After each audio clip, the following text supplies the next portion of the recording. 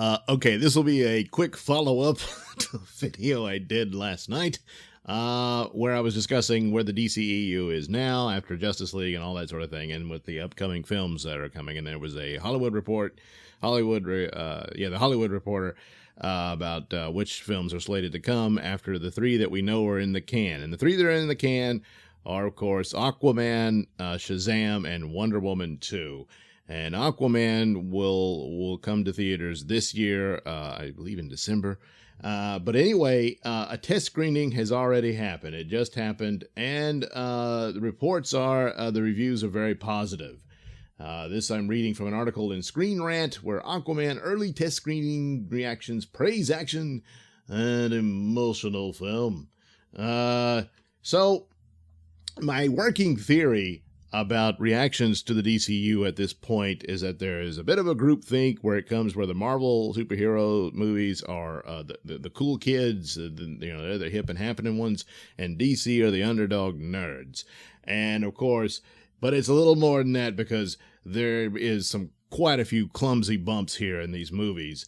And I discussed that in depth in the previous video. But in order to do well, and this is the tough part, is that Aquaman can't just be a good film. It has to be a great film for people to even come back to DC, and for people to even say, well, it was good.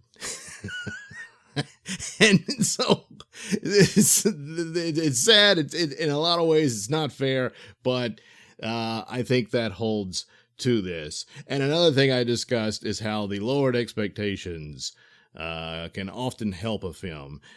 Sometimes that doesn't work out. It didn't work out for me with Last Jedi. I went in thinking this was a bad film, and I was proven wrong. It was a horrible film.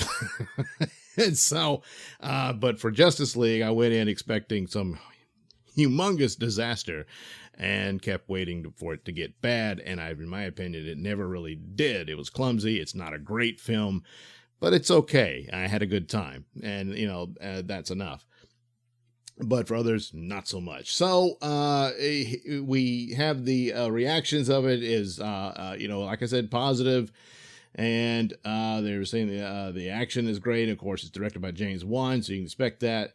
And some were referring to it as kind of Star Wars underwater and all this sort of thing. And also, what was interesting is that it rivals Wonder Woman. And boy, that would really be quite an achievement for Aquaman. Because Aquaman, he was always kind of the joke of the Justice League, the guy who talked to fish and all that. But James Momoa's performance in Justice League really stood out. It took me by surprise, because a lot of the characters that I didn't know or hadn't been introduced yet for this version of them in these films, apart from Superman, Batman, and Wonder Woman, I didn't know what to expect, and I wasn't really all that sure.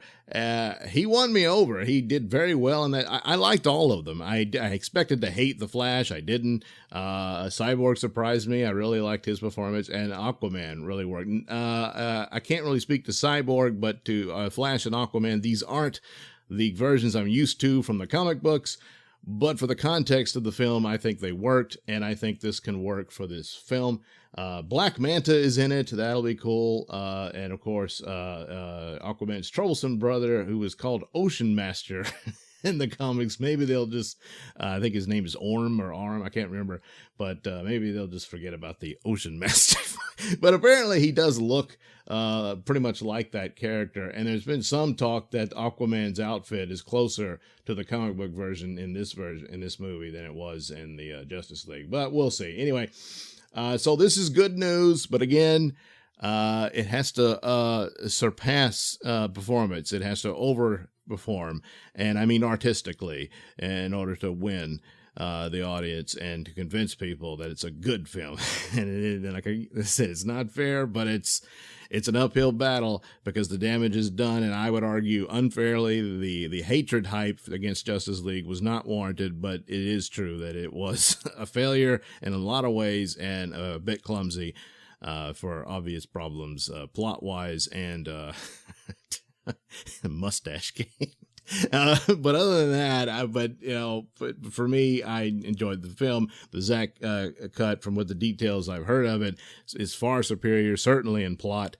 And it's too bad that didn't happen. That's a whole other story card at the end of the video. But again, best of luck to Aquaman. This is good news for the film, and it's gonna have to do a lot more in order to bring the ship of DC back on course. And so hopefully that'll work out. All right. Thanks for listening and watching. Please do like and subscribe, and check out below in the link description for my stores. Here's a little ad for one of those right now. Say, friends, check out Nailsin Theater at sellfy.com/Nailsin. Yes, there you'll find my Poor Man Mystery Science Theater treatment of public domain movies that really deserve the treatment. Yes, you can head over there and check out the links to my trailers to such films on my YouTube channel. Yeah, you can preview them and then head over back to sellfy.com/Nailsin and purchase yourself some Mr. Nailsin treatments of movies. I'll be right there to guide you through it.